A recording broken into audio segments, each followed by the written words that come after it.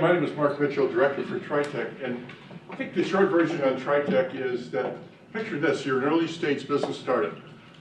You're looking to take your business to the next level, and you heard sometimes you can hire consultants, but they charge anywhere from $2,500 to $25,000. Who do you go? Call. Where do you go? Who can you trust?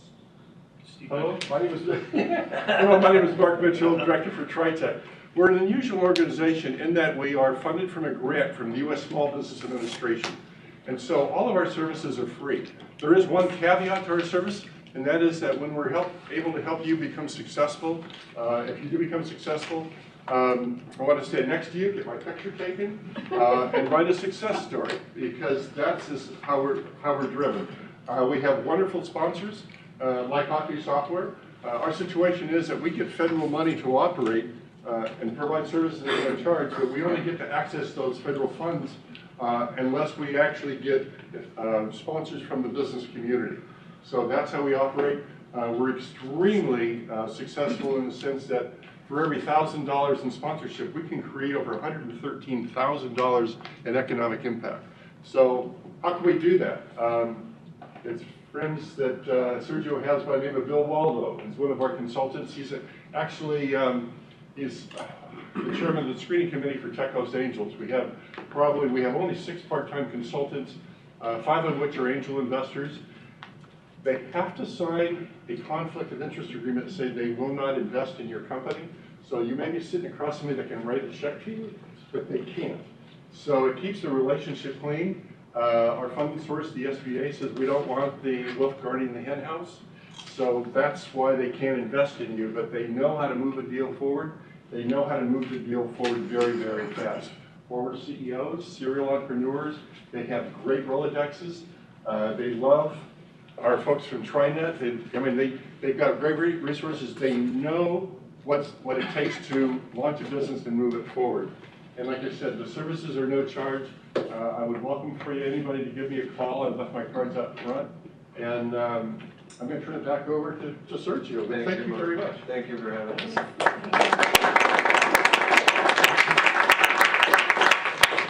I was fortunate enough to get a referral from one of my partners with a meeting that he had with a woman named Lauren who represents TriNet.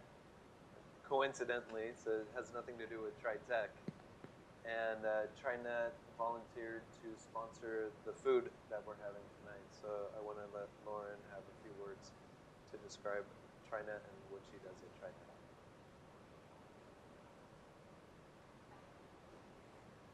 Hi everyone, happy to be here and welcome to TriNet as a sponsor. For those of you who don't know TriNet or what we do,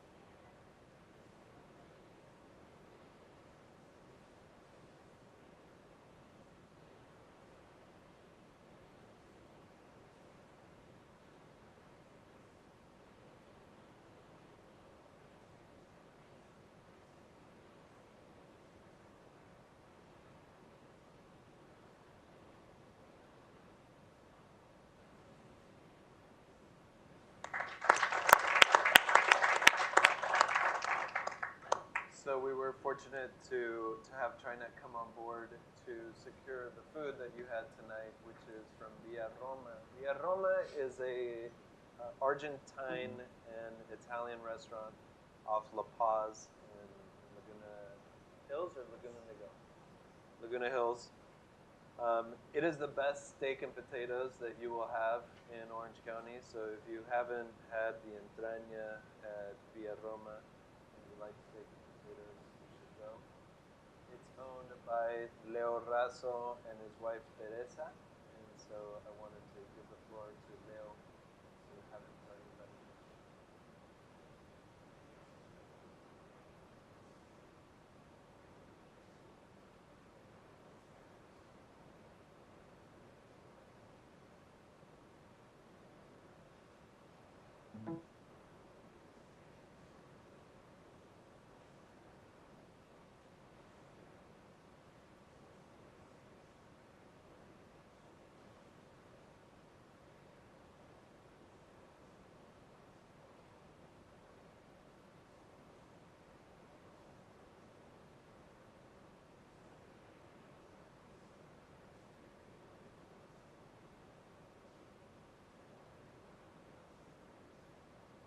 these same kind of months. So you have any events with nothing is small, nothing is big for us. We can create, we can do anything. So we got the first one to start. We personally will open another place in Fontaine Valley, maybe in a couple of months. We're working on it, like construction and permits and all this stuff. So we moved all the way to the north. So we expand business. We are locals, we're local, and we can go anywhere. For example, Barbara, we also go to San Diego, we go everywhere, so we can drive and go back and forth with all kind of service. Catering service, all the blinds and license, permits, everything you need. Sometimes this is someplace. Thank you.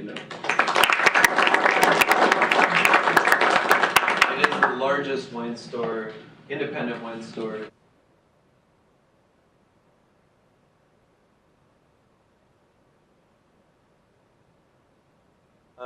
Let's start the dialogue with Tara. So I think the place that we're going to get started on is her background as a sales executive. So Tara, tell us what it is that you do for your mainline job.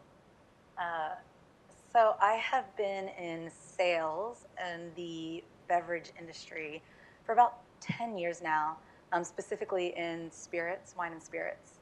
And I have started my career and continue to spend that time with startups.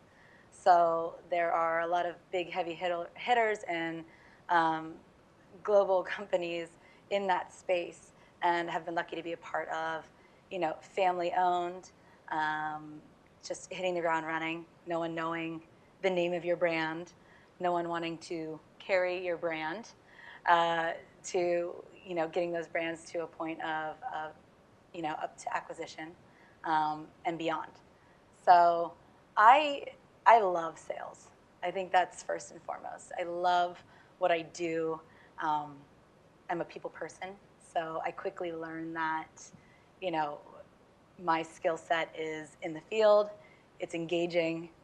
People energize me, and so I get to return that energy. It's kind of a full circle. But also the challenge, I get, I can relate to just saying, I'm not one for monotony, right? I don't like to play it safe. I'll quickly have to find something, I'll get antsy and I have to find something new. And so in startups, you just never get that opportunity. It's constantly, everything's a sense of urgency. Everything is unknown.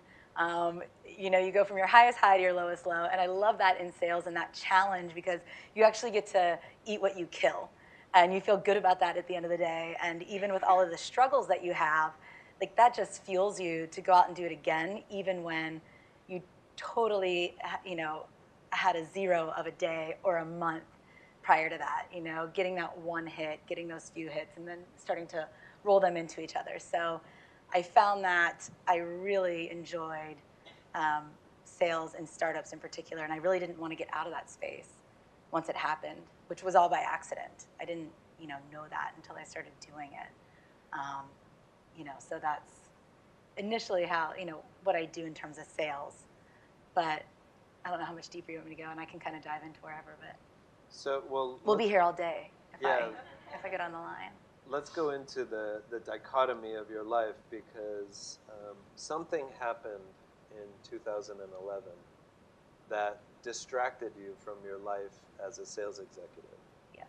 So tell them what happened to you and why. So at that time, I was on my second startup, which was a tequila company called Peligroso.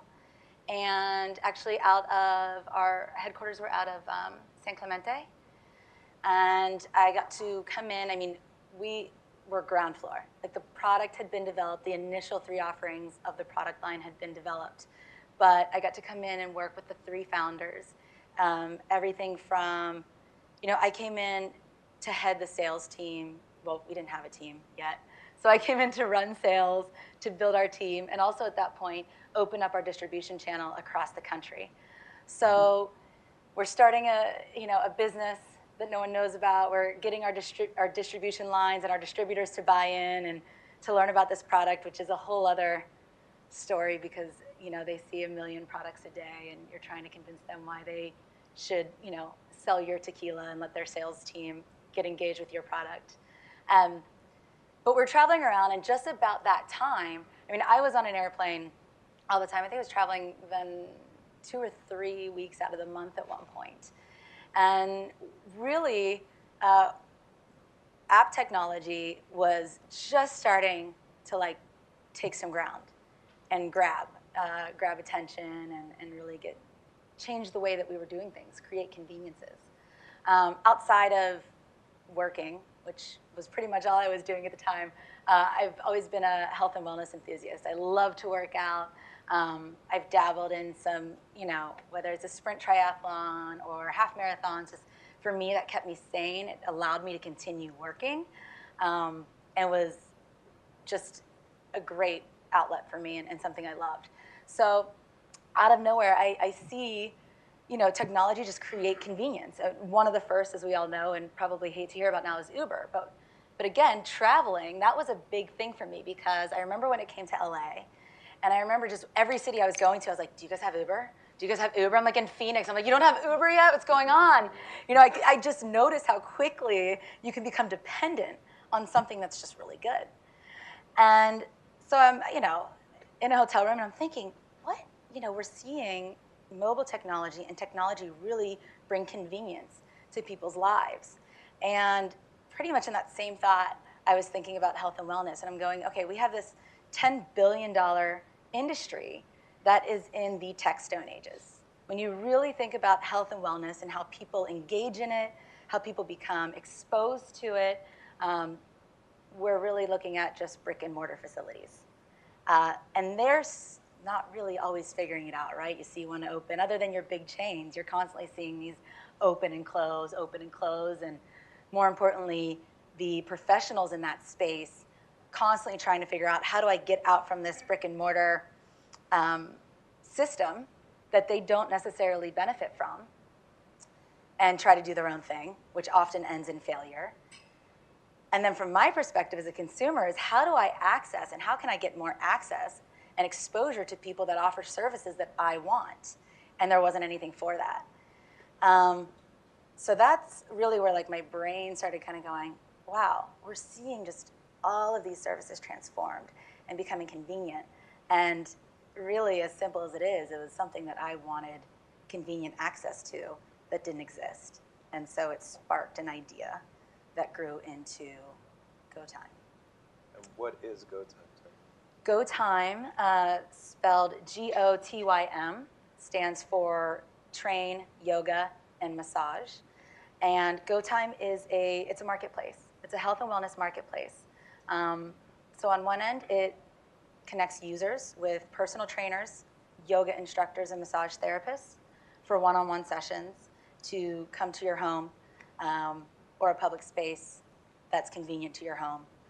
And then on the other side, it is the first business platform for those providers that I just mentioned, that they can actually manage and schedule and really operate their own business platform without having to take on all of the administrative overhead, or really any of the financial overhead that oftentimes comes with going into business for themselves outside of the brick and mortars that they, up until this point, have been dependent on. Okay. So just to paint the full picture for everybody in the room, the competition that Tara was facing when she was running sales strategy with Peligroso was Mark Cuban with his tequila brand called Avion. Mm-hmm. And the way that Mark Cuban was attempting to penetrate the market was through a show on HBO called Entourage, where he embedded the tequila into one of the characters. So, Tara, why don't you tell them what happened when you went into competition with Mark Cuban? Yeah, this is a great story, and I'll start back just a little bit. So I had just finished working with a family-owned operation out of Maui, and a brand called Ocean Vodka. At that time, competing in the premium vodka space, which is probably the most competitive space, and especially at that price point, because at the time, Grey Goose was really on its height. I want to say it was 2000. 2008, 2009, right? So here we were competing at the $42 plus a bottle space with Grey Goose that had all of the marketing dollars in the world. And I had like a teeny budget of, I'm not kidding, it was like less than $500 a month and some sample product. And they were like, if you can sell X amount of cases a month, we'll keep you on next month. And this is literally in Southern California, like the belly of the beast, where you just have competition and budgets that are out of this world. So that was very successful, and we drove that into great outlets like Costco, and we really drove the distribution channels. And so Pelagroso had called me, and Avion had called me at the same time, and I interviewed with both of them.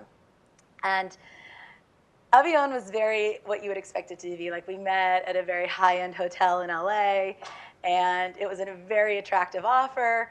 And I'm going, okay, you know, again, being with a startup, you know the questions to ask. Because even though you're excited about building a brand, I mean, everybody's also about self-preservation. And so now I had known kind of what the falls are from the company level of why we could maybe not exist in 6 to 12 months. Like, what's our production like? What's our you know, what kind of investment do we have? Who are our investors? Even if they're really well known, these are great questions to ask, because building a building, you know, a lot of times you'll hear real estate guys when I get in the spirits business, building a building and building a brand, 2 different timelines and so different. Same thing, you might have, you know, made a TV show. Again, I mean, the amount of money it takes to get into the spirits and the beverage industry is unheard of, let alone the production issues. So, high-end, you know, hotel meeting, great meeting. And then they proceed to tell me that, you know, in very trying to be a little secretive, like, something's going to be coming out, this, you know, show's going to be coming out, and it's going to be all the rage, and so we need to be everywhere in California in, I think that was like 3 months. And I thought, okay, all right, well, not impossible, but to paint this picture too, like, this is, if you're a brand in the beverage space, whether you're a tequila or vodka, like, if you want to win in the US, you have to win in California. You can't win in the US without getting your numbers in California. It doesn't happen. So I'm like, all right, let's go, let's talk about this some more. So what do I have for a budget? What's my team? Oh, you don't get a team.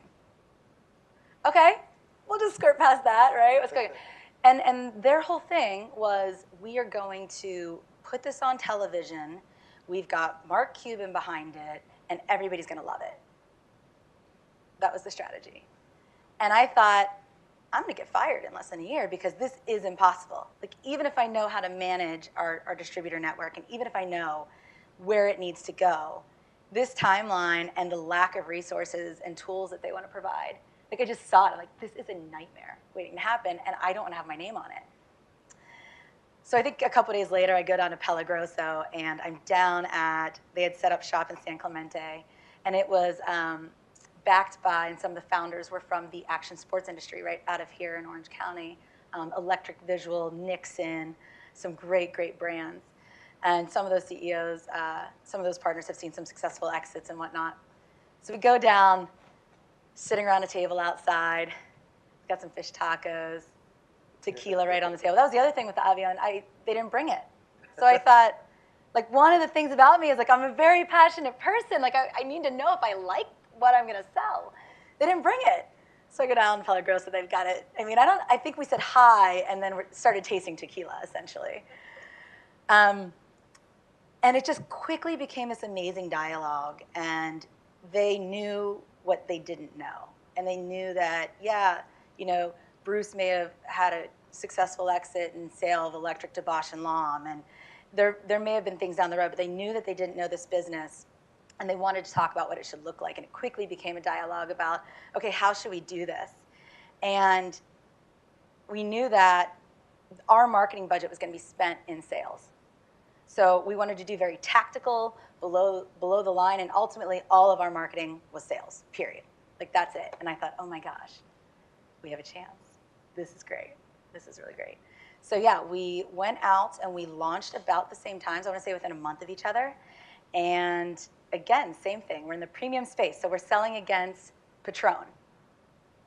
Patron is such an anomaly, and not only such an incredibly popular product, the mind the brainwash that had been done with it. You know, you could go out somewhere and someone can order a Patron. You go, actually, let me buy you a Pelagroso. And they would go, oh no, I don't drink tequila. I mean, and that didn't just happen once. I mean, that is a real story. It was a white spirit. It's like a vodka or something in between. So we went out and we hired really densely. I mean, we hired in ways that bigger companies were like, you're crazy. We had 5 people throughout Southern California, which is unheard of. We hired an incredibly green team. So we weren't necessarily looking for anybody with sales experience in that field. We were looking for people that loved the tequila, that loved to work, and that really identified with our brand story, which was the beach, which was big wave surfing and action sports and just kind of living on the edge. Like that was it. So it was really finding that perfect mix. So our people were everything. And to kind of come to the point that you were saying was that after our first year, and I mean, when I say we had no budget, we were stretching. We were making like $1 out of nothing. It was incredible what we would barter and do. It was really a testament to our people. It really is a testament to our people. So from what is Pelagroso, who knows Pelagroso, to Avion had these massive billboards up and down Sunset. So at this point, Entourage had launched. Massive billboards up and down Sunset and kind of everywhere you're looking. And first year was done, and we outsold them 4-1 in the sales category. So although they looked really good, and you probably saw them in more places, you know, we had a strategy and a sales strategy in place that we launched across the country for just really creating authentic footholds in places that wanted to actually be our business partner, that really wanted to embrace the brand. And I have found time and time again that is what really develops brand love. I think when you hear about branding, you hear a lot of people talk about brand love, and that's so true, so true. And you create those in the right space, and that'll like naturally breed. And now all of a sudden you have forces of you know, extended sales teams of just your loyal consumers in the right places, doing it for you. So Tara, after being successful with that, were you able to now focus on what is essentially your side hustle, but is your personal passion? Yeah. No. Yes and no. So that was acquired in 2013. Sorry, it's going so fast. Yeah. So let's set the stage for everybody. So Go Time was materialized in 2011. It was an idea in 2011. I put pen to paper in 2013. At that time, I was with another company that was actually, hired me specifically for the acquisition. They knew that they were being looked at from a couple companies. It was another tequila company, high end, even higher end than the last one. And I had went to New York to set up shop for them for 10 months, and then I ran the sales team and kind of helped clean things up and get them to where we needed to go. That was when I really got to dive into Go Time, because I was like in an apartment. You know, when I wasn't working, I was like just in an apartment in New York by myself. That's when that came to life. So 2013, I wrote it down. And I had a friend at the time who had some successful exits, and I ran it. He happened to be in town. I said, let's, meet for a drink. And I just talked about it. I said, hey, I've had this idea. What do you think about it? And I knew he was just the type of person that would quickly shut it down if it sounded absolutely crazy. And he's like, this is a really great idea. And so it's just enough that I needed to kind of keep it going. But what was terrifying was that I had come up with a business idea and a business plan, which, by the way, was this horrible PowerPoint at the time. And it was a tech business. And I have no idea anything about tech. So I basically need tech to start this company. And yet I have no idea how to do it. I know nobody in tech. And so it just kind of, I sat with it, right? You start, at that point, I was in love with it. At that point, that early on, I'm constantly thinking about the idea. And so I just started reaching. I started just reaching to contacts of people that were successful. And again, everything happens for a reason, right? Because happened to be in New York. One of my contacts turned me on to a guy who had started Lending Tree and had a partner that was also working in the tech space. They had started a tech arm of their business and a business that was actually set up to engage children to learn how to manage their money and invest. So they had just kind of gone down the road, starting up some technologies and different software platforms. And I sat down with them in New York, and I thought, okay, I've got this, idea, which is like turned into my baby. And I knew, even though I didn't know anything about tech, I knew exactly what it had to look and feel like. Like, it didn't matter about anything else for me. Because coming from the background that you just heard about, I knew I wanted to stick in I believe very much in the premium space, in the luxury space. I believe in starting businesses and products there. So I wanted to do that, and I knew everything, it's all about detail. Every detail matters, especially the look and feel. So I wanted it to be shiny, and I wanted it to, look like Nike created it. And also work and function. So eventually I get turned on. They go, okay, well, you're going back to California. There's a guy there. He's been in digital since the 90s. He worked with one of the biggest creative agencies in London at the time. And they said, you should meet with him. We really think he's your guy.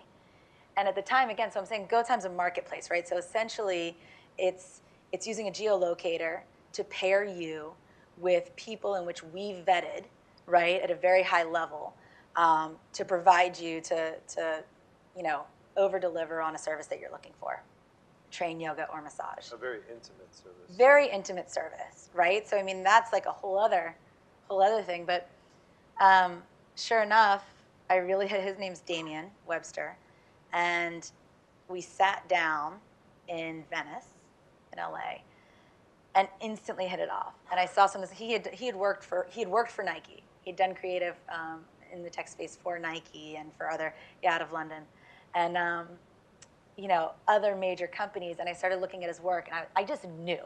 Like, I immediately knew, and I had seen a lot of product before and a lot of what other people were doing. And yeah, they could create great software, but it looked horrible. I mean, I was just like my biggest nightmare. I'm like, okay, if I'm really going to go through with this and, spend the money, it needs to be great. And I just knew, Damien's it. And he turned me down. He goes, first of all, you can't afford me. And second of all, like, my plate is just way too full. And I'm thinking, what a freaking joke. It's like saying you're free to date, and we just had this amazing lunch, and now you're telling me you're married? Like, what the heck? I was devastated. And I think that meeting was in October or November. And I remember thinking, like, some people would tell you this is a really bad strategy. Don't put all your eggs in one basket. But I just remember thinking, like, this is my guy. So we kept meeting anyway, like a little bit here and there. He's like, if you have some questions for me, I'll help you out. I'm like, great, like I had a question every day.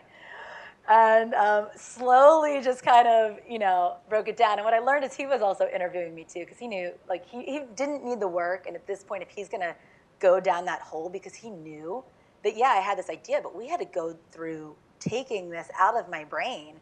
And it's every single step. So when you think of a product that you like to use on your phone right now, think of any app that you currently use. How many screens, do you go through? And sometimes you probably don't even think of them as screens if they're seamless, if they work seamlessly enough. But I mean, everything you have to nail down. And so he knew, like, does this girl even know what she's getting into? Whatever. And sure enough, I think he knew that I was certifiable, and he liked that about me. Like, she's just crazy. And so he called me in January and said, hey, so I just finished with this one thing. I have some time. You've got 4 months. Let's go 4 months. And I thought, we're doing this. We're doing it. So that was why it took so long. And I want to say that was 2015. So I had this idea, and a lot of people will say, which I think can be really discouraging, and I had some people say to me, and pretty successful people say, I'm very honest, and I'm always going to be honest about my story.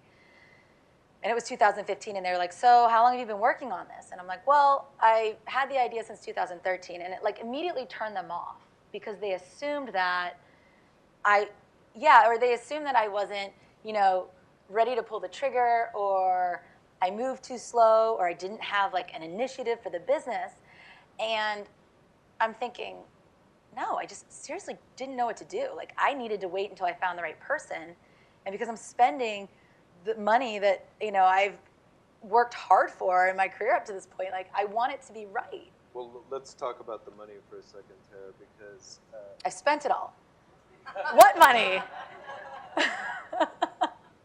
For those of you that don't know, Hotbee Software is a software development company. Our primary business is working with government clients. We manage $6 billion for the U.S. Treasury. And as our secondary business, we decided that we were going to create an angel investment division within this software development company for startups, pre-revenue startups that needed both software and capital. And so what I spend a majority of my time doing on the phone is educating entrepreneurs about the funding path. And the funding path starts with founder funding. It segues over to friends and family funding. It segues over to angel funding. And then it segues over occasionally to venture capital funding. And Tara's funding path was unusual, not at all like most entrepreneurs, because Tara is afforded more resources than the average entrepreneur. So let's talk about founder funding. What decision did you make about how much founder funding you were going to put into this idea? I really hadn't made a decision in terms of, like, there wasn't a hard line. But what was happening at the time that we went from, Damien saying, yes, I'll work with you, again, so we had anybody knows in the tech space, like, it moves so quickly. And we were seeing it move more quickly than ever, where even if you already didn't have a successful exit in that space, I'd say 2011 to 2013, there were still people getting, seed funding and getting funding off of a prototype. That wasn't uncommon. It's like, this is a great prototype. Okay, here's your seed funding. Let's roll. Well, I was at the tail end of that. And so, like, we had just finished the prototype, and it's like, well, now you need now, do you have a beta? And I'm like, I just finished the prototype. What do you mean, do I have a beta?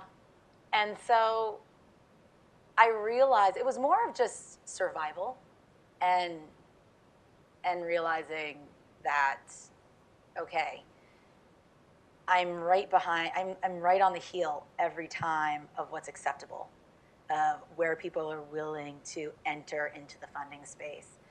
And so, yeah, I mean, I just spent as much money as I needed to. And I also wanted to spend as much as I needed to make it look right.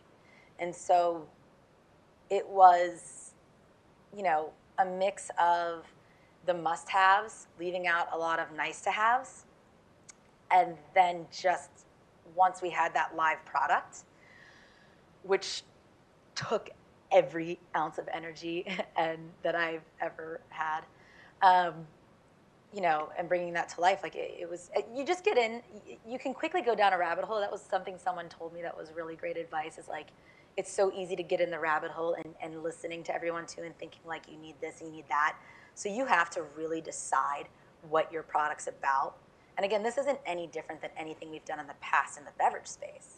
As a startup, like, you have to decide what you're about and be that. Everybody's gonna have an idea of what else you should be doing to market and what else you should be doing with your app. And, oh, Go Time's great, but have you thought about adding meditation yet? Like, you have to, like, gracefully take those recommendations in and gracefully listen to these as great ideas and putting them somewhere for later. But you can't. Like, you'll never even get out to test. And so that was like what I decided from a dollar point, was like, at that point, once I knew who we were working with on development and the whole thing, it was like, can you do it for this? Or, they kind of said, this is what you're looking at if you stick to these nice, must-haves with your platform. And I said, okay, we'll do that, and not a penny over. You always go over. You always go over. I mean, it was honestly, towards the end, I didn't really know how it was getting paid for. So, and this is something that happens. I get nervous just thinking back to that. Especially it was like such for an exhausting female time. entrepreneurs. Tara happens to be very happily married with a very supportive husband. But what I see, especially with female entrepreneurs who happen to be married, is the spouse ends up pressuring the entrepreneur into, well, when is this thing going to stop costing us? And when is it going to start making money for us? And it becomes an additional layer of pressure that the entrepreneur is facing as they're throwing more and more money at this dream, essentially. Yeah. So how did you deal with that? Well, as you said, luckily I didn't have to. It's a huge testament to my husband, Matt. Because it's challenging enough. I think if I would have had to navigate that, I don't know if I would have been able to. Because just to the point that I am now, I mean, look, I think your partner would do that with your own startup, or even if you're working for someone else's startup, right? Because when we were doing the other brands in the beverage space that we've been talking about too, I was working for those the same hours that I put in for Go Time when we were developing the product. You don't sleep, you just go where and how it needs to take you. And so that was just, luckily he's always accepted that about me. But I mean, 1,000%, it takes a supportive village. I truly have an admiration that I can't even put into words for people that still go the distance without having support. Because, as an entrepreneur, you work in a silo. And your biggest enemy is yourself, and you're constantly just trying to talk yourself out of your own head. And I like to say, people go, oh, you have highs and lows, right? A high week and a low week. I'm like, high weeks and low weeks? I've got high hours and low hours. I can wake up going, this is it. This is the day. And like, come lunchtime, I'm like walking to the edge of my nightgown, game over. Can't deal. So yeah, I mean, that support is everything. I couldn't imagine doing it without that support. So anybody that says, I think any successful person that thinks they got there without a tribe of people is lying. So let's go back to the other side of your life, in that you're hooked up with Damien, you're throwing money at your side hustle. Yes. You're throwing a lot of money at your side hustle, more than you'd wish to throw. Mm-hmm. And you're courted by 3 of the most powerful people in Hollywood to do something. And so with care, let's talk about what happened there. That was interesting, yeah. So I had just, I was with, so my bread and butter job at the time was a global company. It was a Stoli Group. And I remember thinking, I'm like, this is my last beverage company. Like, I'm building other people's brands. Like, this is it. And I was really excited about that thought, too, because we had gotten done with, building the Go Time product. And, it was also, I had already launched, right? So, and now we launched in June of 2016. And, like, we've got some revenue coming in. This is great. I wasn't naive to be like, oh, I'm just going to, I'm sailing off into the sunset with, my half a dozen users. That wasn't it. I wasn't naive like that. But, you just kind of, you have to, again, as an entrepreneur, you're in a silo, you gotta build that narrative. Like, your narrative is what gets you over the line every time, your own internal narrative. And so, yeah, I'm like, this is it. No more beverage. I'm so excited for this to be my last one. And, yeah, in December of last year, I got a call to work for an opportunity with Casamigos Tequila. How many people have heard of Casamigos? Yeah? It's only the best tequila out there. Yes? I'm a huge fan. Um, and I remember just thinking, holy cow, this is great, right? Because every startup I had worked with in the past, like that journey, no one knew any of the brand names. So you really go from like, hi, I'm Tara with Pelagroso. Hi, I'm Tara with De Leon. And they're like, what the heck do you, what is that? You know, they don't know if it's a soft drink or they don't even know if it's food or a beverage. To, wow, I've been seeing this brand everywhere. It's obviously garnered a lot of recognition because of its partners. Casamigos was founded by George Clooney and Randy Gerber. Some people don't know him, but he's Mr. Cindy Crawford. And then Mike Meldman. And I just remember thinking, like, this would have been like my dream job, you know, any other time. And I had also been referred to them, and I take any, you know, referral or just relationship in general seriously. And so, yeah, I met with them, and the meeting went just unbelievably well. Like, it was great. And I knew what they were looking to do. They had already like garnered, you know, recognition of the brand. They already had a team in place. So, I mean, they were really succeeding in all of those ways. But they needed like a leadership role in sales to kind of take it to the next step. As I mentioned, like California is incredibly difficult market to navigate, and it's just a lot of layers, right? So yeah, I actually went back to the person who referred me before I accepted the job. So they thought I was crazy because they offered me the job, and I said, I have to come back to you. And I'm like what? Like, literally, like people like throwing themselves. I think they had something crazy. They had like over 1,000 applications or something for my position as well. So I'm like, I have to call you. I have to come back to you, right?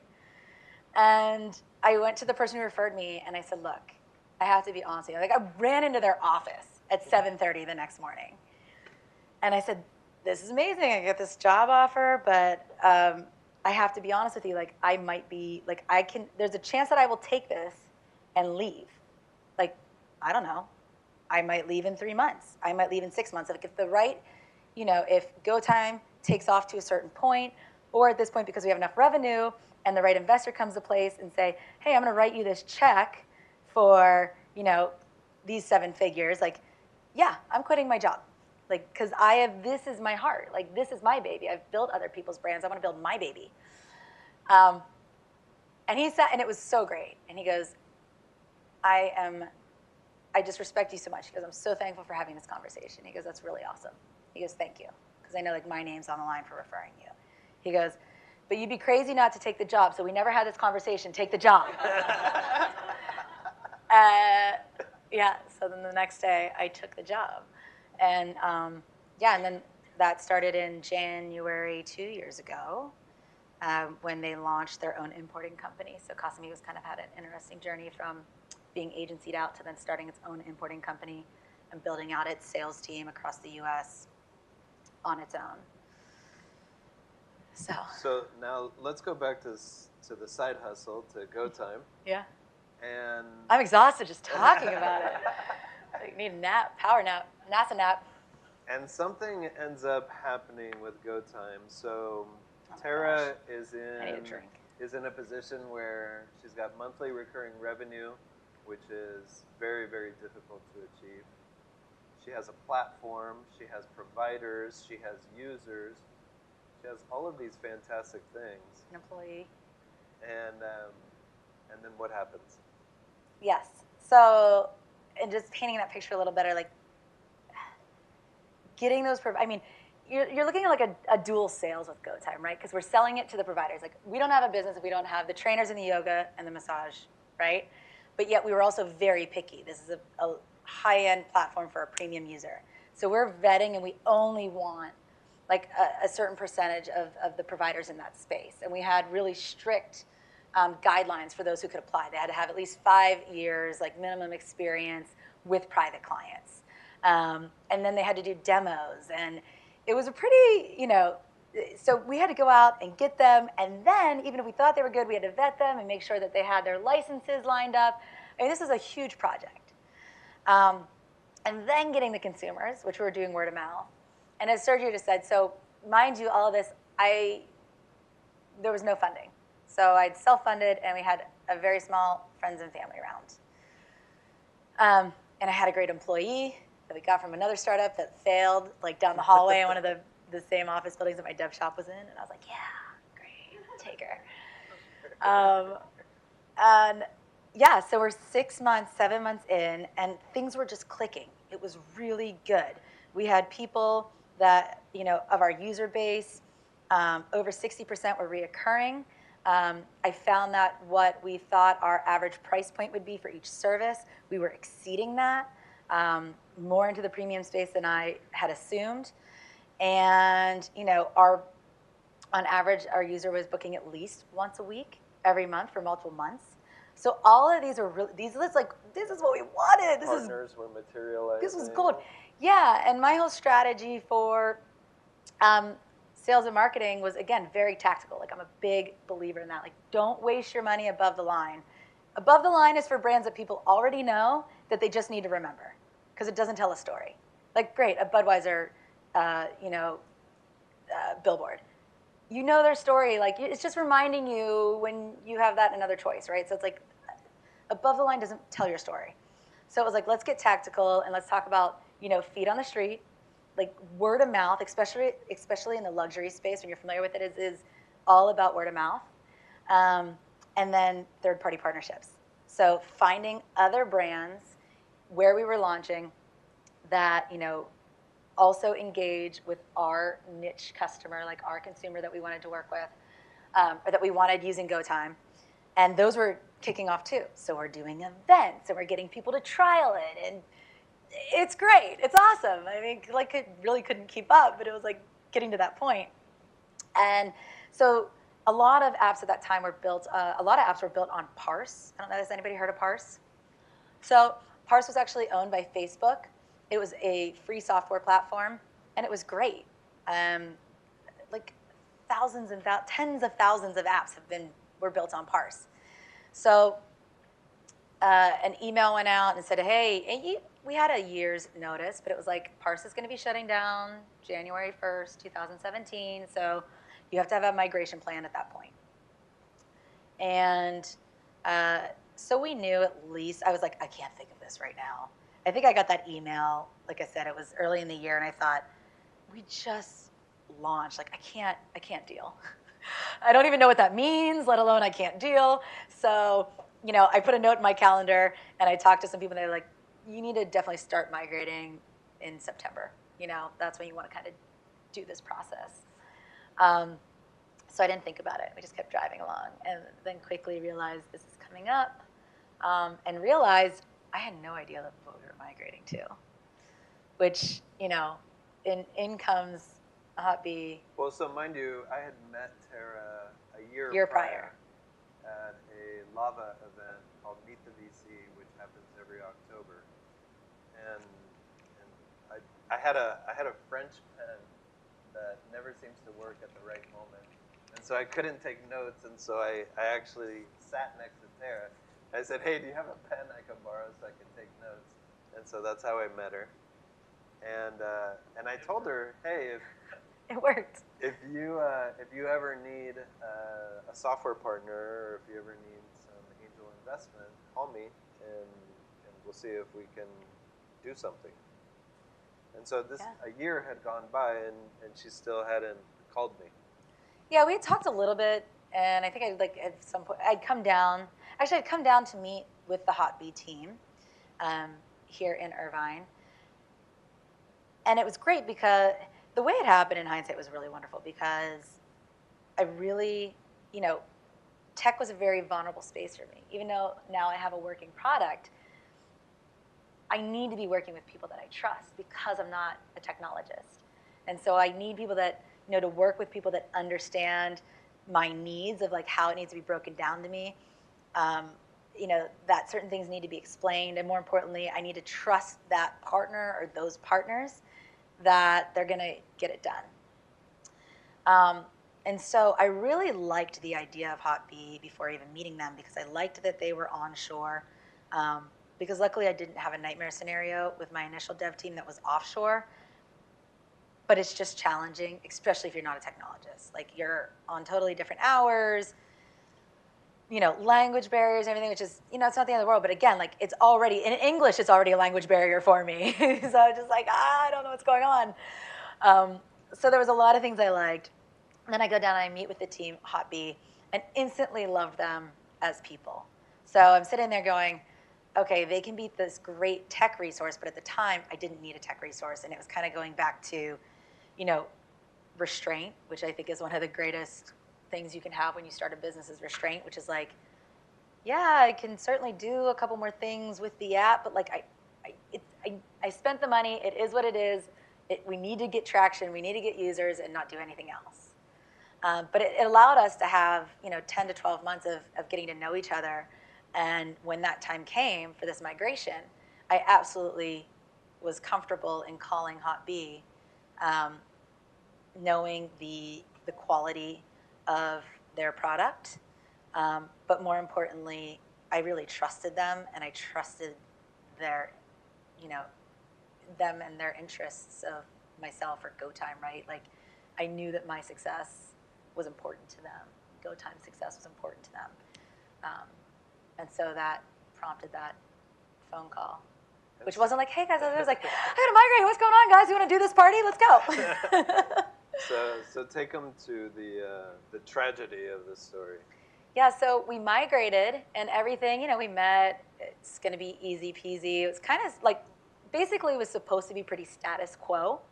And again, we're talking about tens of thousands, if not more, apps that were also going through this process and, doing it last minute because that's what we do. And so you had to migrate with a particular software. This had nothing to do with Hot Bee. This is just how the process, coming off of Parse and the way that the code was made and written, you had to migrate using MongoDB software onto whatever platform you're going to next, which I felt really good about because I'm going to, Hot Bee. They felt good about it. Well, sure enough, I don't know if anybody saw or followed, but in like January and February, there were a ton of headlines about how there was a MongoDB ransomware virus.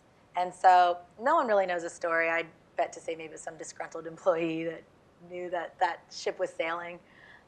But it just destroyed the entire schema of the Go Time app. So like February, we start getting these bugs. Like we migrated and it was working okay. And then I start getting calls from the field and then it's just getting these bugs and things are breaking down and I'm calling them and they're jumping right to it. Hot Bee's like coming right to the call and like, okay, we're fixing this, we're fixing that. And then like just absolute meltdown. Like if it was a TV show right now, I would just show like the bomb and it was not good. And it turned out that it basically was like, look, we were victim. Like one day there was just this ransomware up on our hard drive. It basically like a ransom for Bitcoin and like they stole everything.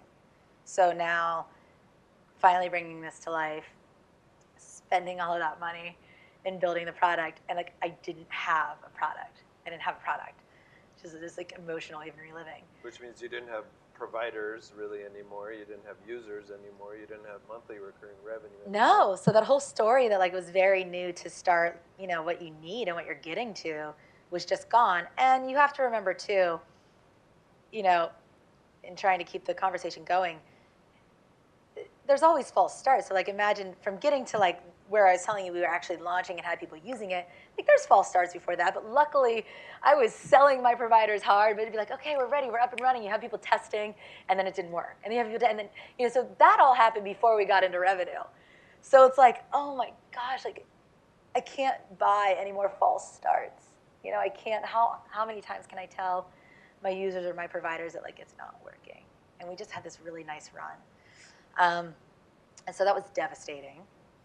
And they said, and the solution was, look, the only way that we know this won't happen again and kind of what we needed to do, but we were hoping to do after we secured funding from all of this great traction that we're getting and proof of concept, like proof of concept's there, is we had to rebuild from the ground up, and I'm like, basically I can't. Like, I can't financially build from the ground up. Like, it's not happening. Emotionally, oh my gosh. I thought about quitting. It really took probably a good week of just, like, maybe this is the sign. Because you start wondering, like, what, was this the sign I missed? Everything's a sign now. And yeah, I just thought, maybe this is the sign that it was a good run. And like, I knew it wasn't. I just couldn't, even when that was happening, I'm like, this thing, like, I felt more passionate about it than ever before. And so we rebuilt, and it took every bit of, we started rebuilding. So that went down in February. Well, before you go there, Tara, so just so you guys know, now that Tara had revenue and had users and providers and all of these things, she also was now getting investor interest. Oh, yeah. And she was getting celebrity investor interest that already had scheduled, the pitch session where she was going to show Go Time. And so there was. I went from all of that telling you, like, come see us when you have proof of concept, into I did try to wing it a couple times. I was like, oh yeah, we're just fixing a couple things. It'll be back online soon. Anything I could do. And it wasn't working. So all of a sudden I'm back at square one of, like, pre-product meetings. And they didn't care because it didn't matter. Even today, we're just about to launch again. So we're just have the final product again. We're relaunching. But it's funny. It's good internally to know where we were operating so we can jump back in and now create and build off those systems. And in fact, there's been some great things that came out of that. I don't want to jump the gun, but ended up being an amazing time. But yeah, it's taking meetings again, and they're going come to us when you have some traction. I'm like they did those 7 months didn't exist. Those 7 great blissful months were a dream. It didn't matter. It doesn't matter. So now I'm back, back to where I'm at. So if we go back to the mainline gig, I think for the last time, I don't know if all of you saw, but it was all over the news what happened to Casamigos in the spring of this year. So if you can imagine, 1 week prior, I'm getting phone calls from Tara where it's just devastation. Yeah. And then in the next week, what happens to your job? Yeah, use your lifelines, for sure. To the entrepreneurs in the room, I realized, again, going back to that whole silo thing, I think the greatest save for me wasn't me, it was my friends or colleagues or people that I could just say, yeah, I'm at the edge right now, I'm thinking I'm not going to do this anymore. And they, Sergio being one of them, would be like, not a good idea, but feel it out, think about this for 24 hours. Go time, coming down and crashing, waiting for it, rebuilding the whole thing. And then, Casamigos was just recently acquired for $1 billion. And that was announced in June, early June. Actually just closed last week. So very exciting. We got some Casamigos team here. Love it. But what's that like, Tara, when you see people around you, successful people around you, billionaires around you, making billions, making more billions, and you're struggling with your dream? Yeah. Well, for me, it really provided additional hope. It saying yes and continuing to go on, which other people will also tell you shouldn't do, or why do you have a job while you're doing a startup? You're not committed to your startup. I'm sorry, I don't have a trust fund. I don't, if I wasn't working, there was no money coming in. That was just the end of it, So again, you have to tune that stuff out. Going with Casamigos was the greatest thing because it was some of the most challenging months with Go Time, and it was the highs of Casamigo and being a part of, again, something successful and something that, again, doing something that, not to sound cocky, but like, yeah, I'm really good at selling. Like, I'm really good at and I'm good at seeing, it was just nice reinforcement and a nice high of like, I can totally see this vision. I'm really good in the macro space. And this is kind of how we need to keep shepherding this in this way, or these are the things that need to happen for like the big ticket items to keep moving things, right, in my particular role and with sales.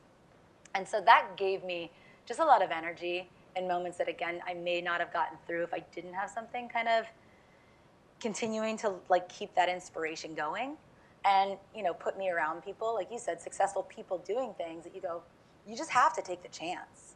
You have to take the chance. And if you're not taking the chance, you're not getting anywhere. And so, yeah, it has, it probably will be one of the saving graces for Go Time as we come back into like 2.0, Go Time Second Life, turning into Pet Cemetery.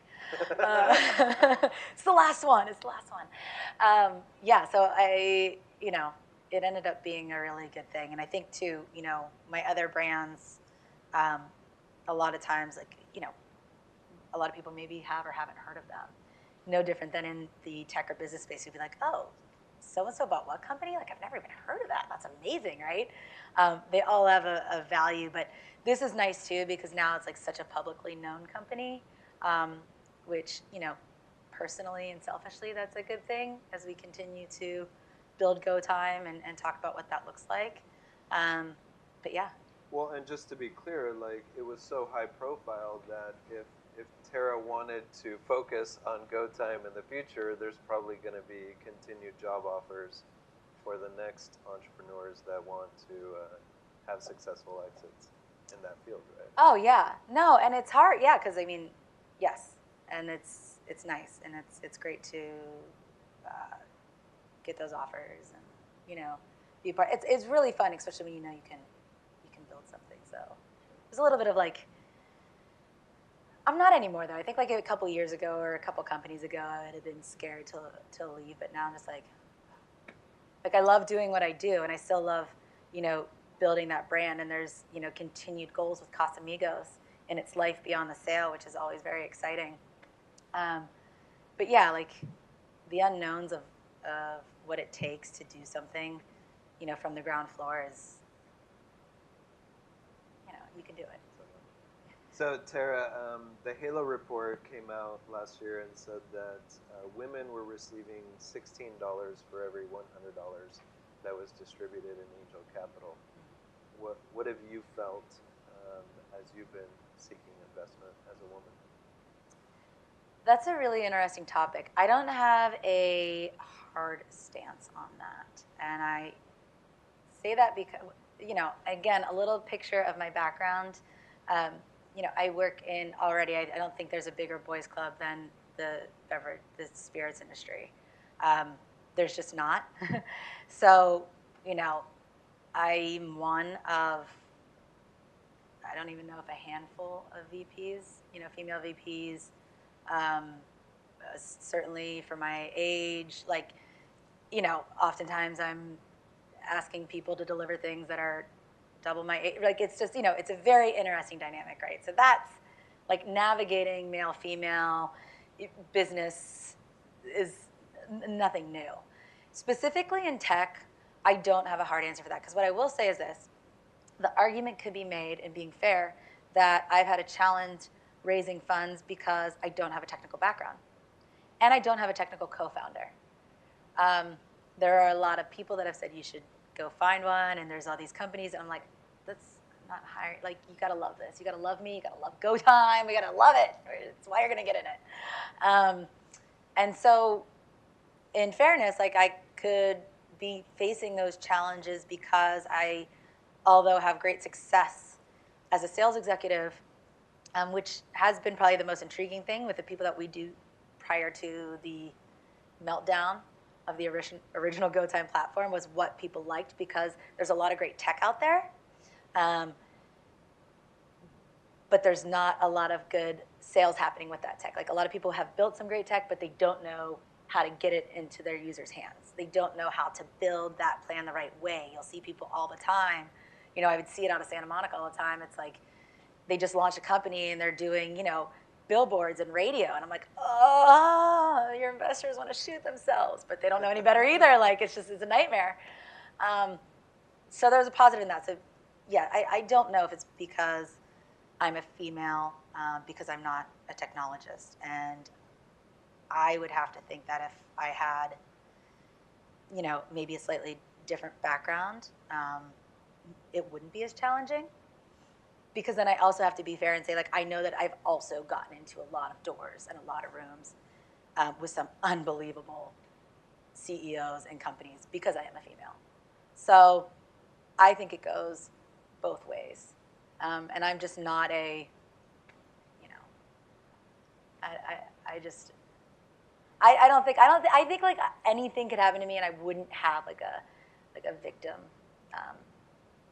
answer or mentality. Like, even though there's truths in that, and again, I've experienced them in other businesses as a woman, like you can't allow that narrative, you know, sometimes to play out. So I think, you know, the thing that I live on is showing up and having all the answers. If I don't have the answer, I say I won't, and I'll go get the answer, but coming prepared.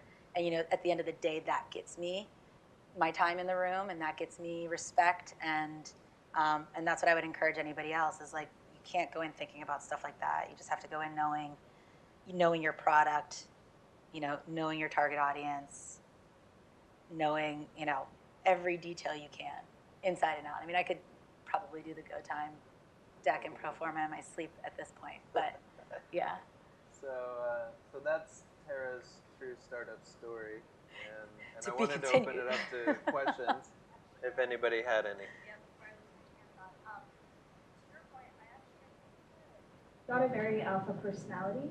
And I think that with angel investors, that's probably what they look for. You know what I mean? So, to your point, yeah, I think I wouldn't be surprised if you've had a lot of luck with them. You seem very confident and very, you know, sure. Could you repeat the question? So, It was more of a comment. She Oh. was commenting that Tara is very confident. It's her alpha personality. Basically, I was saying that I could see her having good luck with angel investors because she looks like she's in charge. She looks like she knows what she's doing. And even if, you know, to some extent, you know, you have to ask the question. Yeah, but, you know, like, even if you pretend that you do, you know, you look the part. So, yeah.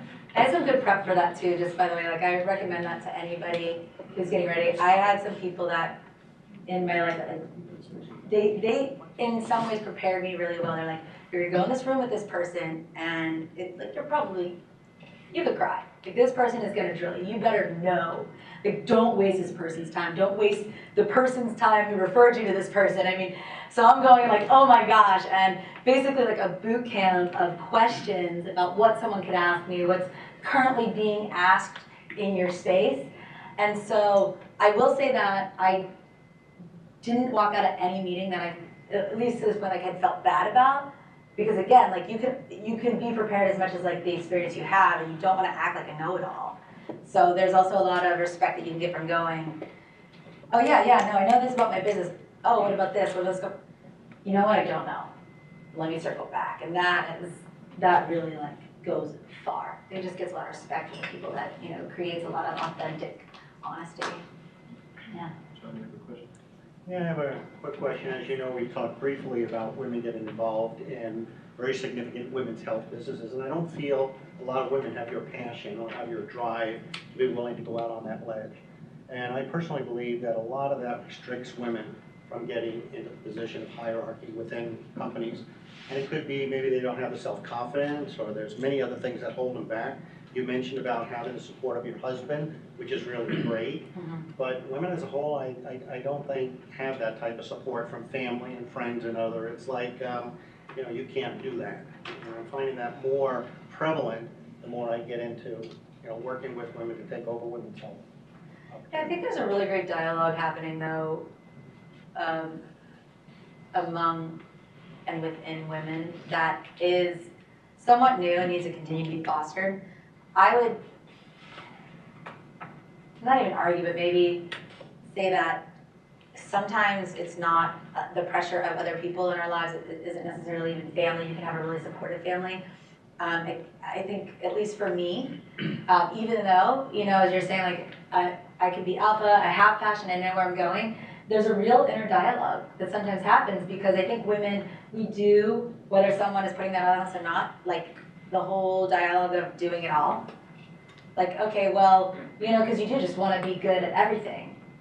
And even if you have, a partner that is carrying 50% of the load or whatever, like there's just certain things in life that like women just gravitate to. There's things that we do, there's things that we carry emotionally that are just different. Like women and men just really are different. I'm not one that's like, women and men are the same, we do everything the same. That whole thing is BS. Like, we're different, we're different. And some of us do some things different, you know what I mean? Like, we can cross paths in that way, but that's why, we're just different. So yeah, to your point, I think maybe we run into that too, because look, we're just hard on ourselves. And I think we wonder, can we do it all? And as we continue to have that dialogue, and as companies and businesses continue to also say that it's okay, like I think a lot of women would still say, I don't know if I can do this and then take 9 months or a year for a family, right? Like if they've always worked in a company that's kind of made fun of that or talked about that, so-and-so's on leave, she's not coming back. Like, that's it, you might not realize the significance of that statement, but that's telling the rest of your female organization that like, we're just assuming you're gonna quit, so like when you take off, we're gonna start looking. Like, I mean, that tacitly is what that says. So those are things that we absolutely deal with, and we bury into our own minds and have to navigate on ourselves. So really, there is a truth to that, and I think it'll just continue, hopefully to like evolve out of that. And we're also seeing with businesses nowadays, like the freedom doesn't mean you work any less. It doesn't mean that you work any less hard, but everybody works remote now, and more companies are wanting their employees to work remote. And we're not seeing the traditional office building, and so it doesn't matter what your personal responsibilities are. Like, people get those hours in. I mean, one of the hardest working people, not women, one of the hardest working people I've ever met in my life has 3 school-aged children. And she puts in more hours than any man, any other woman I've ever met. Like, she's a freaking animal. And she gets to do it because she works from home, and she still operates at business hours. But again, I think we'll continue to see that shift. But yeah, I think that's a lot of the reason why people are still trying to figure it out. We want to do it all. We want to do it all right. That's the other thing. Yeah, so my name is Mark. I'm the Analytics Program Manager here. Nice. So I just want to say thank you so much for such a genuine and engaging story. It's a real testament to you being sort of the model business person in a startup. Right? Thank you. It's just the confidence and the vision. So I want to talk a little bit about the risk, right? So how did you know that what you were building was going to be something valuable, solving a problem that a certain demographic was into, and that could sustain itself, be profitable, and grow? And then, was there, kind of marketing analytics that you collected? Was it all gut feel? And why did that not necessarily translate into when you have to start over? Because by that point, you de-risked the thing. That's like half the battle, right? Yeah. Tech aside. Yeah. No, great question. Thank you for the kind comments. There's a couple questions in there. I would say that in terms of knowing the viability of the product before it existed, came from 2 places. And one was I had been involved in the health and wellness space indirectly for years. So I actually saw firsthand from a lot of family and friends that was their primary source of revenue and income. This is what they've dedicated their life to. Providers in particular, helping other people get to their goals in life. And they all had the same problems, which was the business side of their business. Like, they all had problems managing and scaling their business. Like, how do they, because, and we know this with anything, like you might have a really amazing entertainer, right? Or music performer, and they're like amazing, but they're like a horrible business person. Like, most people can't do it all. That's really rare. That's why they have business managers and things like that. So that's kind of the same thing. You have people that are really good at what they do. They're really good at, bringing someone to their best level physically, but they have no idea how to manage their calendar. They don't want to ask for invoices. And by the way, that becomes a little awkward too, right? You're like, just getting to know someone, they're building these relationships over the years, and then their clients would take advantage of them, you know, so you could just see that there's basically all of these business interactions happening with no business rules. And so it was stopping people from thriving who want to thrive. So there was a cycle of seeing that, and that was just a known. The other was that there wasn't any known analytics, which was what was exciting to me. So at the time I started diving in, again, kind of those years that you're probably like, what were you doing when you didn't have a tech person? I was diving in to see if it was viable. Like, what is the marketplace look like? How many providers are there? How many people in the US are engaging in X, Y, and Z, and at what price points? And what I realized was that there's one annual report that comes out from the International Health and Racquet Club report. And it tells you what people are spending on gym memberships, how many people are, you know, engaging in personal training, what percentage are men and women, and what are their age. It's only tracking people with memberships. So you're telling me that the data we have as a country, like, what a gold mine is Go Time going to be for data harvesting? Like, I'm like, ah, this is even more exciting than I thought, right? Because there was nothing out there. And so you saw this need, and then, you know, started to talk to people. So that was kind of like how, I didn't know if it was going to be, like, there was no 100%, like, this is going to be viable. But I did know, and this is God's truth, like, I created a product that I wanted to use. You know, when Go Time crashed, I was sad because I couldn't use it. I'm not kidding you, like, there was no other alternative for me to find. Like, I really loved using my own product. So, I mean, I created a product that I wanted. I know it sounds so simplistic, but it's true. And, you know, and then as we did it, we would just get that user feedback. And anybody that said, oh, wow, yeah, I would use that. Yeah, but you also had that curve. People are like, wait, I don't get it. And then, you know, they finally get it, and it was great. But did I miss anything? No? Okay. I got one. Great story as an entrepreneur myself, and going through what you're talking about, I get the ups and downs and walking to the edge. Tell me what your share what your greatest challenge was, either in your real job, I call them real jobs, not mainline, but your real job or your startup experience. What was your greatest challenge, and what did you get through it? Great question. So with in my real life job, my bread and butter jobs, my greatest challenge was always the ownership. So I know about myself that I like to work for startups. I know that I personally like to work for private companies. And so with that comes a lot of just off the wall. Like, you're not public. There are no rules. No one's watching. And in that space, you have people, and so true. In that space, I worked for people that were highly successful in other ventures. So they had a lot of capital, and they wanted to start another business with that capital, but they knew nothing about that business, but they knew everything. So my biggest challenge with my other companies is learning how to navigate. The big egos to boot. Yeah, learning how to navigate that and really gracefully learning how to manage up. How to, you know, take and reap all the benefits from that, but also, like, learn how to manage up so that you can continue doing your job. So I think a lot of people would just bang their head against the wall and say, I'm out of here. You're freaking crazy. Like, we've almost lost production 3 times, and you're like selling to 5 other states. We don't even know how we're providing for the state. Like, oh my gosh, I thought I just ripped my hair out. See how it's gone. Yeah, I mean, that was really challenging. But at the same time, I pulled great things through it. I think, like, the biggest maniac I ever worked for gave me the greatest lesson. Like, he was an absolute maniac. And, like, it was just nuts. Like, half the things he would go around saying, like, I didn't know how we were going to do. And what I spent half my life doing was just, like, calling people afterwards.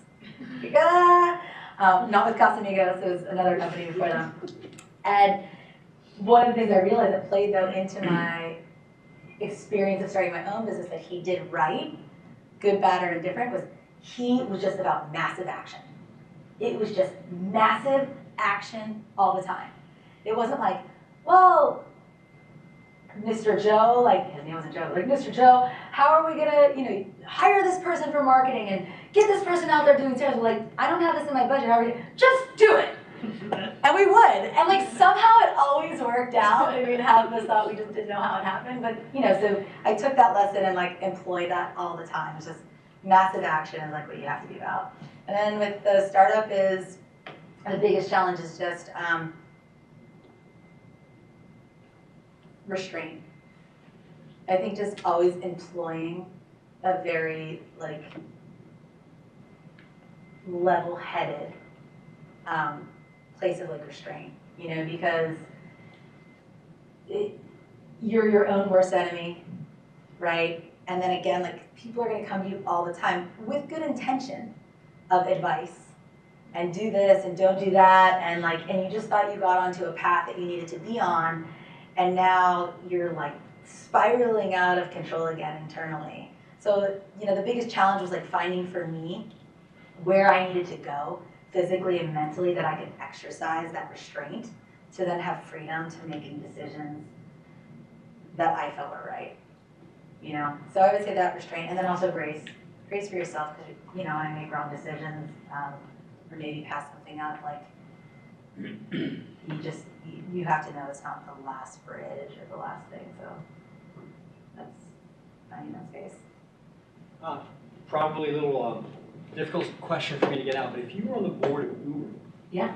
and knowing your passion, and you built this incredible Atlas experience, and Uber is what it is, but knowing what was happening inside of Uber, the leadership, the behavior, some of the values and attitudes that just weren't right.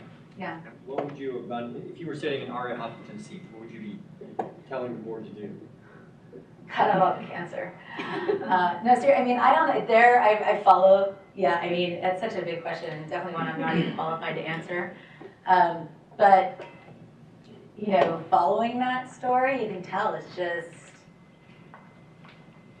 massive growth, massive resources, and obviously a lot of people that don't operate from a like-minded place. I think the one thing, and that's why it has to be right when it's small. Like, I am so particular to maybe a fault at times. Like Serge and I would go back and forth on stuff. So I was like, no, I can't do that. I don't have time for this, whatever. Because you're only as good as your team. Like your team is everything, and your team, like, it's great that I have a vision, or it's great that I have a passion, but like I can't go and touch. Like I need other people that are ignited by that, and with those same, not just the passion and the vision, but then the same values, because that's like what's going to glue us together when it starts coming undone. Because you're going to come undone. If things are good, they're going to be so good that people are going to, maybe let ego come into play. Or they're bad, and they're so bad that like you move into a place of desperation, and it's like, who are we eating first off of the airplane? Like, it's just like, but you need to know that you're with these people of the same values, and that's what like is the fabric. And so I would say for Uber, like it just sounds like they lost that in such rapid expansion, which is also why it's probably crazy for me to say, because I'm still waiting on, I'm still, out there actively getting funding, but like I personally am terrified of VCs and not very excited about them, because, once you, and it doesn't mean that they're all the same, right? I mean, there's, everything takes its own course and can be different, but, a lot of them expect, like, we just gave you a crap ton of capital, like, scale and scale fast, and scale and scale fast, and it just depends on what your model is. And like for me, again, like, and it plays into what I've done and what I want to do with GoTime, is it's about building a brand. And you don't, you need gasoline, you need fuel to market it, and you need to get out there. But the second that you start having, poor customer interactions, poor customer feedback, like, you've lost the game. Just quit. Because the person that's going to do that stuff better is going to be around a lot longer. And so, yeah. So is GoTime only in California, or is it nationwide? No, we'll actually focusing, so really going niche, and that was kind of during that time that we had all was like figuring out, and what was always pushed back at me, because I was like, we're launching in SoCal. We're launching in SoCal, and I was like, that is way too big. You're crazy. First of all, you're launching with 3 verticals, like 3 businesses in one. Maniac.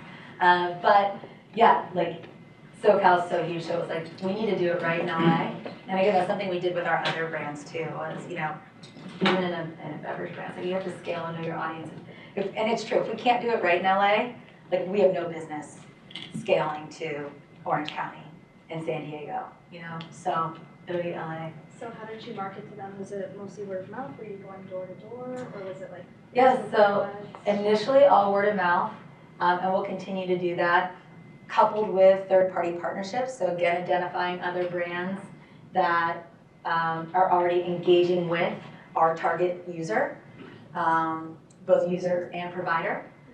And then additionally, like going even deeper dive into that target niche, not just like who is your target consumer, but who is that consumer that needs to use you now and that needs to has that need for you right now. We've dove into that, and like we're targeting them specifically on social media. Social media is Yeah. the main tool right now? It's not main. It's not main. It's more support. So that would, I would say, is the difference of us. Like our bread and butter is definitely events, because when you take this brand and you get a room full of people, and we'll do, like we called it, like a wellness Saturday, and it'll be an hour long. And the first 30 minutes, you get your heart rate up and going with a Go Time trainer. The last 30 minutes, you're like cooling down with a Go Time yoga instructor, and then afterwards, everybody's mingling, and you get, you know, a mini 10-minute complimentary mini massages. That all of a sudden just created something to you that seemed like it was just an app on your phone to something that now you understand and you're like booking as you're going out the door. And that was, we were seeing like incredible ROI.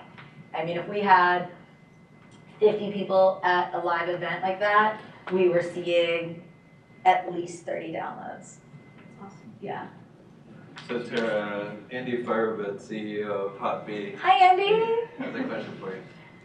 I'm actually not here under Hot Bee today. Yeah. Search Yeah. Question for you, and I apologize, I didn't. You may have answered this earlier. For those that don't know, I do invest in quite a few companies. I've got more than 25 a year that I probably invest in. And by the way, we are gender agnostic. So Sergio's question, if anyone wants to know the answer, is it has nothing to do with gender. As a matter of fact, if you weigh out the amount of females versus the amount of men, I would say is proportionate. Females get higher level funding percentage than men if you weighed out apples to apples, meaning how many women apply versus how many men. It's been pretty historic, at least from what I've seen.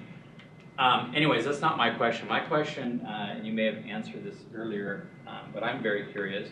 At what milestone does Tara decide to say, I'm willing to leave George Clooney's side, Casamigos, and actually run this company as CEO on my own?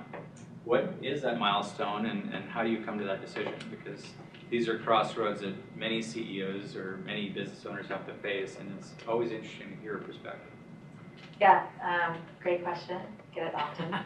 I'm going to hold you accountable to it. I know. No, I'm curious. yeah. At this point, with Go Time, it's when I can.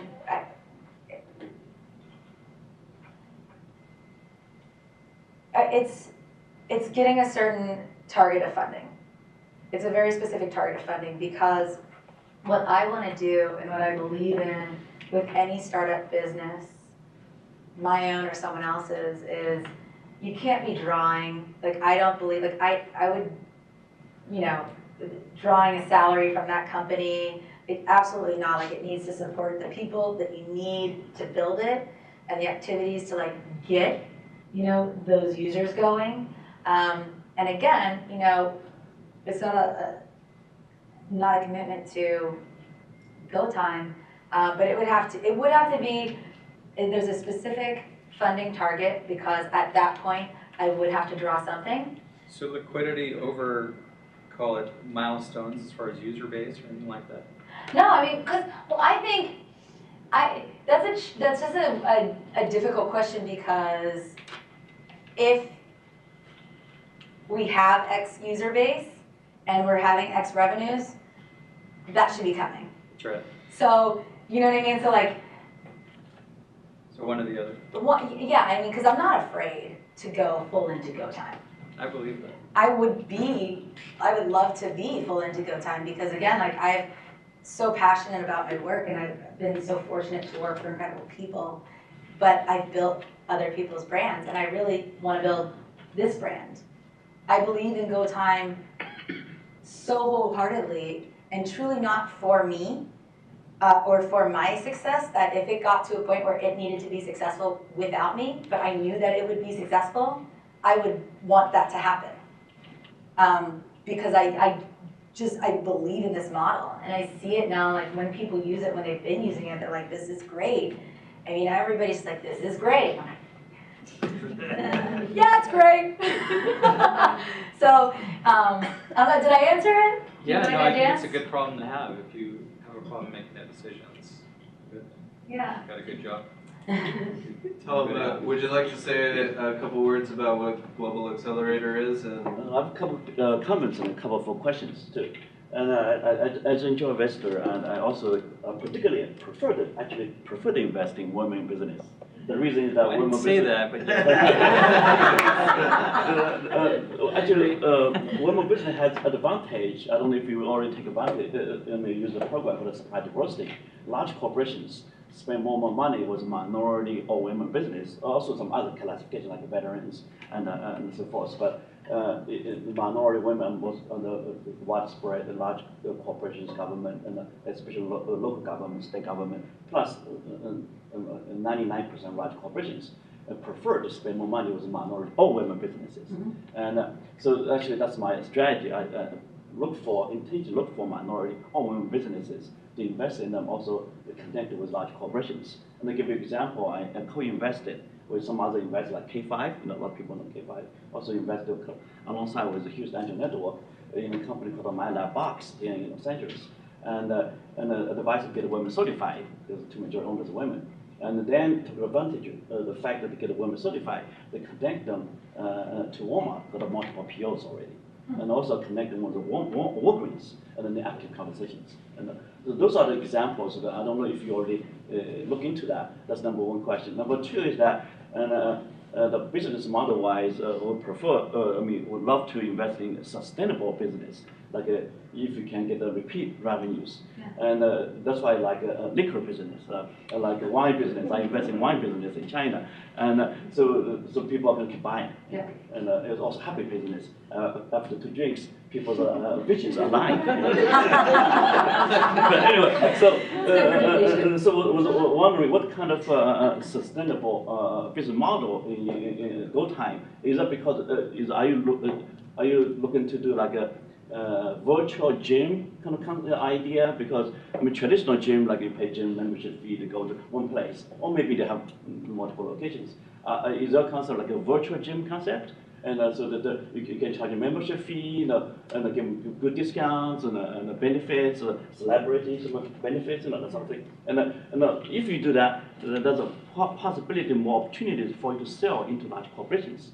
And we sell to large corporations, and as like I said, for example, a corporate employee benefit, mm-hmm. Then they can subsidize or pay for the employees to use your service. And then you can use your women status to gain those contracts, and other examples, and also the questions. Yeah, no, and that's a great point. I mean, I think any scaling company, the channels that you were just discussing, right? And you're seeing a lot of people go into that virtual gym space. Go time is just very different. So that is just a completely different business. In the sense that, we're targeting, there are, users around the country, they want one-on-one service. So our target, again, and this is what it means about you have to know exactly who you're going for and why. It's right now, we want people that are or want to engage in private services. These are people that already have someone come to their home, or they're engaging in, one-on-one classes, instruction at their brick and mortar facility. And what we're doing is we're connecting them outside of that and allowing them to do that at a time and a space convenient for them. So it's just really honing in to those offerings. Now, in terms of scaling to what you're saying, I look at that more as like a sales channel. For example, you could still sell Go Time as our existing model into corporate wellness, right? Because you could go to, we'll just use Hoppy as an example, because this company I'm thinking of, is like, hey, you want to invest in your employees' health and you want to encourage them, like Go Time as a resource to them, and now they can use it and have someone come to the office during their lunch. There's a room that they can do yoga in, or it's really just about that marketplace that's connecting the dots, and even for one of the things we talked about, like, is in the hospitality space, and boutique hotels and resorts and things that don't have major staff or spa staff. Again, that's an overhead that they have to assume that now we can take for them, because we hold the people that are vetted for the type of guests that they're getting, that want that kind of high level experience, and then we can basically run our channel of providers into their business. So not that what you were suggesting is wrong, but it's just is a completely different model that right now, there's a ton of ways to monetize a successful platform down the line, but right now, no. Tara, have you thought about certifying through WeBank? No, I've not. Yeah, so that Talk was about that. yeah. Mr. Mitchell? Quick question for you, because I know that starting a business or doing these startups as you have is like crossing the desert. You learn so much about yourself, more than you ever possibly imagined, and you emerge on the other side to be something that you never thought you would become. And I'm interested to know what you read, who you listen to, how you feed your spirit, your soul, because you're electric. I love your passion, but you've got to keep that charged. So what are you doing to keep that moving forward? Great question. Because that goes through highs and lows, right? Like, yeah, there's sure. times where you're doing that, and then there's times you're not, and you feel the drain. Who do I read quite a bit, and it just depends. Like, it was funny enough, this was not on purpose. I was reading Ryan Holiday when the Go Time platform crashed, and the book I was reading of his at the time was it's the one basically about, like, I can't believe I'm forgetting this title right now, but what is it? Do you know it? Oh, no, I just imagine it was conspiracy or espionage or something. No, I know. Close enough. No, it's basically like, it's all about just resilience. And, The Obstacle is the Way is the name of the book. Go figure. The Obstacle is the Way. I'm reading that book. I was like only in the second chapter. Yes, but Ryan Holiday, I've always been a big, Tony Robbins fan, as cliche as that may be. Like, his voice just speaks to me. I like to, anytime I'm reading someone, I like a narrative that I can actually hear their voice. Who else have I been reading? I do, same thing, like yoga has been really big during certain times of my life. Again, finding that place, whether it could be solitude. Like, I know, like, I need to be a hermit when that happens, and like, I can go to yoga, which is really calming for me, and just calming my central nervous system at times of panic. Yeah, and then, I'm also, I get a lot of strength and resilience from different, like, faith-based podcasts, Mosaic, Life Church, things like that. I mean, those all, like, for me personally, and for everyone it's different, but those are very grounding. My family, 100%, so, yeah. Thank you. You already had a question, didn't you, brother? Yeah, I was just. Hang on a sec. Is there any questions back there? I had a quickie technical question, if you glazed right over. What mobile platform did you launch on first? And then when you rewrote the app, what did you write it in? Yeah, we launched first on Parse, and Mobile iOS. Oh, sorry, iOS. It was iOS, okay. Yeah, and we're still only on iOS, and that was great advice to me from the beginning too, because it's you know who your target audience is, like, figure out the mistakes and figure out, again, we're launching with what we, like the nice to haves and some perks. So it costs just as much to take something out of an app as it does to put it in. So like, take what was spent building the iOS app and double it, because you're trying to build Android, while you're figuring out the kinks. So for me, that just didn't make sense to build an Android until we know, hey, this product is gonna get us to where we need to go and is sound for our, our power user, until investing into that Android space. And you asked one thing, and I think it just came to me because this was really important. One lesson I learned through that experience was really learning where my strengths are as a founder and operator. And you don't really do that until you do it, right? So it's like, okay, I know that I'm a great salesperson. I know how to build a sales program or how to do distribution, et cetera. But I've also learned, and kind of ties into Andy's question too, is I'm not a COO. Like I am really good, like my role is like, I'm great at developing the vision. I'm great at executing on that vision from a macro level and finding great talent to help with that vision. It's not that I don't want to do the minutia. I'm absolutely, like, I'm all in. I'm elbow deep in anything that needs to be done. No job too big or too small. That's just not what I'm good at. And so it's then taking away from other things that can be pushing the business forward. So I've learned too where my skill set is, and that's helped me really look at, okay, as we fill these holes, as funding comes in, and as, my time and things with, like, where do I need to find people to fill my weaknesses in those voids? And that is something I've learned through this process that's been really good.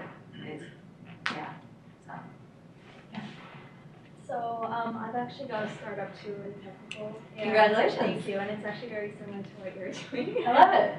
Yeah, it's a wellness directory for practitioners of spiritual wellness, mind wellness, and physical, whereby customers can beautiful. book them online. Great. Yeah, so I've got a few providers on there. So I'm in the process right now where I'm looking for investments. My background, like in like anything technical, it's not there, right? Even business background, it's not entirely there either. So like, what could you suggest? What advice do you have? Like, how can I, A, where do I look? And B, once I find them, what do I say to them to convince them that although I don't have the experience, that just like you, I'm a visionary. You know what I mean? I'm a visionary. I feel like I've got a pretty strong background in branding and in marketing. How do I approach them? How do I convince them? I think Serge touched on that earlier, is like, and I don't think everything has to go in a certain way. Like some people say, like, this is how you do this, but I do think the beginning of it is true, which is, if you haven't done friends and family yet, you have to do friends and family. So I've put in about, like, it's hard to say, but like I've maxed out my savings.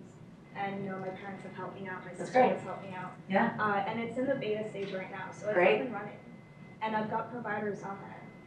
But at this point, and this is what my friend told me, they said, you know what, at the end of the day, unless they know that you've got a solid background and that you've built businesses before, they're not going to pay attention to you. This is what I was told, right? So because of that, I'm now thinking, okay, well then I've got to bring people onto my team, which I feel confident that I can find the right people. But me, as the founder, as the CEO, who has zero experience, and like, in tech, and earlier we talked about, the alpha personality. Yeah, I can have my alpha, personality, but really I'm like super soft-spoken. It just sounds like you need to find the right people. Like the right person, I think, when you talk about finding someone to help complement you and what you bring to the table for your business and potentially what you need for your business, I think has to happen organically. This whole idea of like paying for people that are going to step into these roles in your company, like there's just no passion in that. You're not going to get your money's worth out of that, in my humble opinion. And so then I would also say, like, just if you find someone along the way and you're talking about your business and you're working on your business every day and you come into contact with people, you know, that you'll run into someone that's going to fill that void or be a great counterpart for taking it to the next step. But even before that, I would say that, you know, of that advice of someone giving you, if you're saying that you have a product and the product's in beta and you have people using it, like, you should not think about anything else but keeping those users on and getting more users. And then you don't have to worry about what anything else says, because investors want to make money.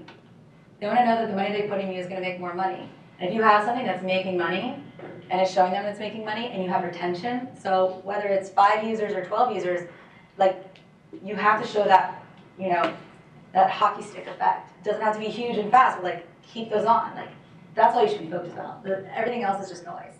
Just kind of what we were talking about earlier about, like, that restraint and that focus and keeping other noise out. So that would be my advice. So, and I'd be able to support you, and, Yeah. and I'd probably send you to Bill Waldo, who was the person that Mark Mitchell mentioned. So, introduce you to him. That would be lovely. And Bill Waldo will probably send you back to me.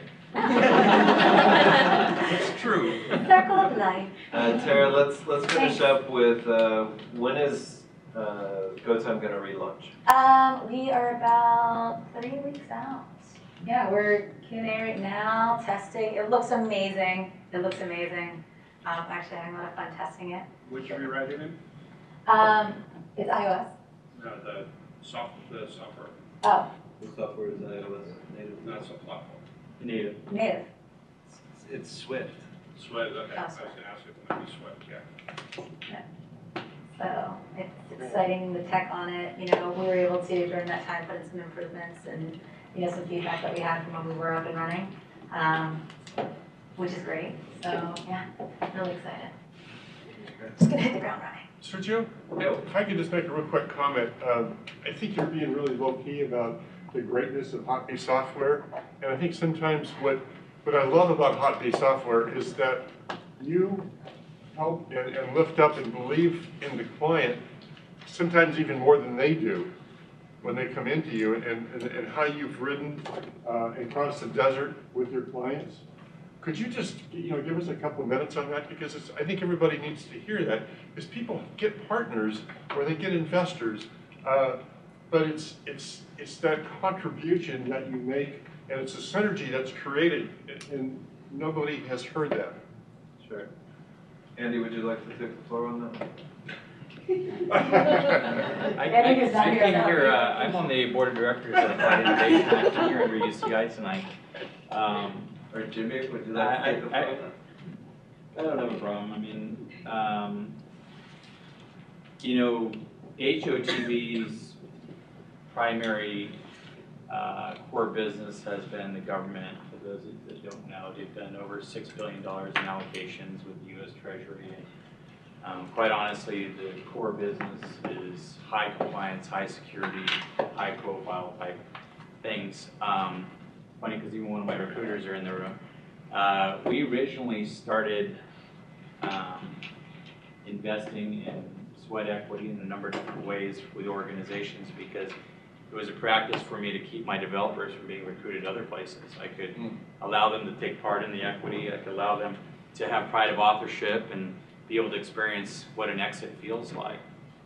Through the process, I got so excited at looking so many deals that everyone was bringing us that I started to break out my checkbook. And it was at that point my board of directors said, wait a minute, you like too many people. Let's organize a system around you so that we can appropriately set up an investment committee. One of the unique things about HOTB software is that we pick our deals very wisely. We pick our counterparts very wisely. Because if I pick the wrong deal, my developers are going to read through it and say, you know, this isn't a deal we want to be part of. This is not a deal that we can be passionate about or believe that it would be part of my retirement program.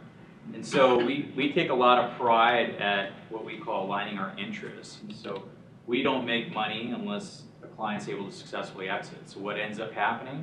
Yes, I often pick up the phone and start calling people that would also historically invest alongside me. We also are active with CoFun and Tech Coast Angels and a number of different groups. TriTech being a huge, huge organization that helps us mentor organizations. They've talked about Bill Waldo. There's a huge ecosystem where we bring support to people that are not only looking to raise money, but looking to, create a valid startup organization. I would say the value proposition HOTB is that, unlike your typical software company that you end up spending, countless dollars on at an hourly, rate, we do a lot of project level stuff where I can't tell you. There's actually a great example. I can't tell you how many times that I've had to throw in an extra $100,000 worth of software development just to make sure that things get done appropriately. And so maybe that's not the exact number, but I know the developers love you. So yeah, everyone loves Kara. So but I think that's one of the most important variables is that you tie your boat to a dock that's solid. It's going to make all the difference, because otherwise software developer is going to bleed you dry and you won't be able to afford to get it across the line. We belong to an ecosystem where not only do we invest, Sergio, often you deal with it. I'm regularly, actually endorsing and encouraging other people to consider the investment along with us. One of the nice things that they do know is that in difference to a lot of the projects that we clean up, either offshore development or call it software that's more for MVP versus a scalable platform. Investors want to see that you've got a good software package, and so you may not be technologically, advanced or knowledgeable, but they'd like to know that you've got a counterpart. Their interests are aligned with you, so that they're going to write you $1 million check. They're going to know that that money is going to be put to good use. So I don't necessarily. I didn't come here to talk about that, but I would say, those are pretty important positive attributes for HOTB as well as TriTech. I think the important part about mentoring and hand-holding, by the way, these things don't cost money, by the way. And we see a lot of people out there that try to charge you $20,000 to write a deck or something like that. I've sent countless people to Bill Waldo and TriTech where they literally provide services that other people would be charging them, $25,000 plus, shepherding them also into Tech Coast Angels, CoFun, a number of different organizations that they prepare you for. So I highly recommend, especially you, to consider visiting TriTech. It doesn't cost you anything. The fact that they're endorsing, now Bill Waldo is going to be put on the spot. We want to take it while he does. Yeah, in HOTB, we strive to specialize, especially at UCI and the UC alumni and UC system and Orange County and the surrounding counties. We really look to cultivate innovation, through technology, and we're very picky too. So yeah, go time's interesting. There's so many other attributes to it that I was attracted to. Some viral aspect to the people that are offering services on there also need to use the other services on there, and I felt there was kind of a interesting dynamic. But anyways, does that help you? Yeah. So thank you for those kind of comments, Mark. I think the differentiator for me, I was on a panel in Silicon Valley once, and it was all the major Silicon Valley venture capital firms and New York firms, and the question that was posed was, hey, how can I get a hold of you? How can I call you, or how can I email you? And every single one of the men on the platform was like, well, you really got to know somebody who I trust, and this and that, this and that. And then it gets to me, and I'm like, 310-710-5020. Just call me. I swear to God, I'll pick up the phone. Yeah, and that's 100% true. And with that, at Lava, I'm on the board of Lava, and typically what I see is entrepreneurs will say, hey, investors have told me that I have to have my exit strategy within 3 to 5 years and this and that, and then they get to me and I'm like, no, I want you to run your business profitably indefinitely. It would be awesome if you could just have a successful business. And I think that's Andy's leadership, who've created a family environment with Jimmy and with Sean, who are here, that we're going to treat you like humans. So. 100%. We wouldn't be having this conversation right now if it wasn't for Hoppy. And you guys create an ecosystem of family, and more importantly, trust. And that's really, again, with everything else going on and everything else you have to deal with as an entrepreneur, to know that, that piece is sound and strong is like gold. So thank everybody Yeah, for thank you coming guys by. so much.